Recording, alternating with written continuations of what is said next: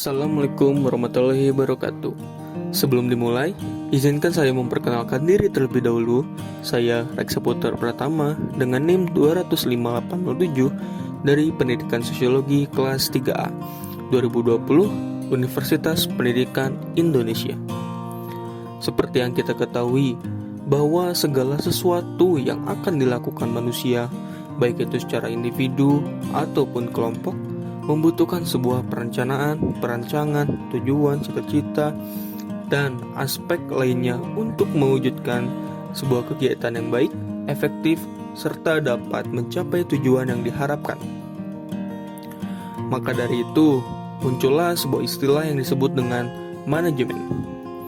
Kata manajemen sendiri berasal dari bahasa Inggris, yaitu manage, yang memiliki arti mengatur, merencanakan, mengelola, mengusahakan, dan memimpin. Manajemen ini selalu terlibat dalam setiap kegiatan atau lembaga yang dioperasikan oleh manusia. Salah satu kegiatan atau lembaga yang tentu memerlukannya manajemen adalah sekolah.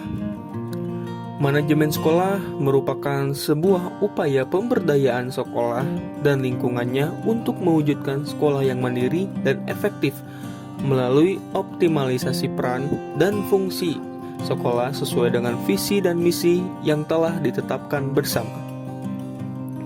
Dengan manajemen yang baik, diharapkan sekolah dapat mencapai tujuan dan cita-citanya yang diharapkan atau sudah ditentukan sebelumnya, baik secara personal, regional, maupun nasional.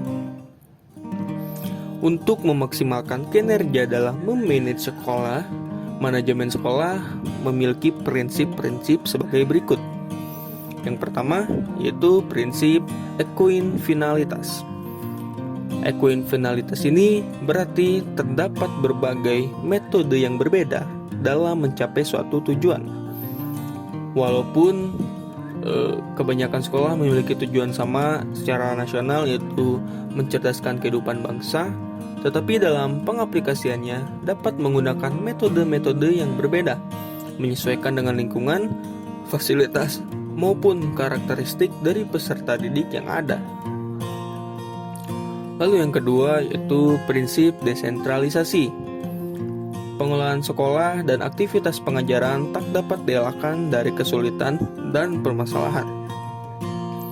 Maka dari itu, untuk menyelesaikan suatu permasalahan di sekolahnya, maka manajemen sekolah berprinsip desentralisasi, yang dapat diartikan sebagai pelimpahan kekuasaan dan wewenang yang lebih luas kepada daerah untuk membuat perencanaan dan mengambil keputusannya.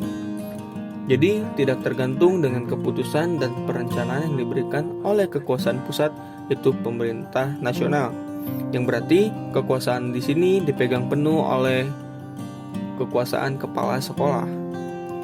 Lalu yang ketiga yaitu prinsip pengelolaan mandiri. Setiap permasalahan yang dihadapi sekolah maka harus diselesaikan secara mandiri, supaya dapat menyesuaikan dengan keadaan di sekolah tersebut. Prinsip ini menyambung pada prinsip desentralisasi tadi, karena kekuasaan yang tidak dipegang penuh oleh kekuasaan pusat, melainkan oleh kepala sekolah, maka permasalahan yang terdapat dalam sekolah pun harus diselesaikan secara mandiri. Lalu yang terakhir adalah prinsip inisiatif manusia, yang berarti manajemen sekolah bertujuan untuk membangun lingkungan yang sesuai untuk warga sekolah agar dapat bekerja dengan baik dan mengembangkan potensinya. Nah, setelah mengetahui konsep dan 4 prinsip dari manajemen sekolah, diharapkan kita semua dapat mengerti dan mengaplikasikannya pada sekolah yang akan kita ampuh di lain hari atau di kedepannya. Semoga apa yang saya sampaikan dapat bermanfaat bagi kita semua. Sebelumnya, saya ucapkan terima kasih banyak kepada Bapak Dr. Asep Sudaryasa, MPD, sebagai dosen pengampu mata kuliah pengelolaan pendidikan, karena dengan bimbingan dan arahannya saya dapat memiliki ilmu yang bermanfaat, seperti contohnya ilmu yang ini. Maka dari itu, saya ucapkan terima kasih dan saya pamit. Wassalamualaikum warahmatullahi wabarakatuh.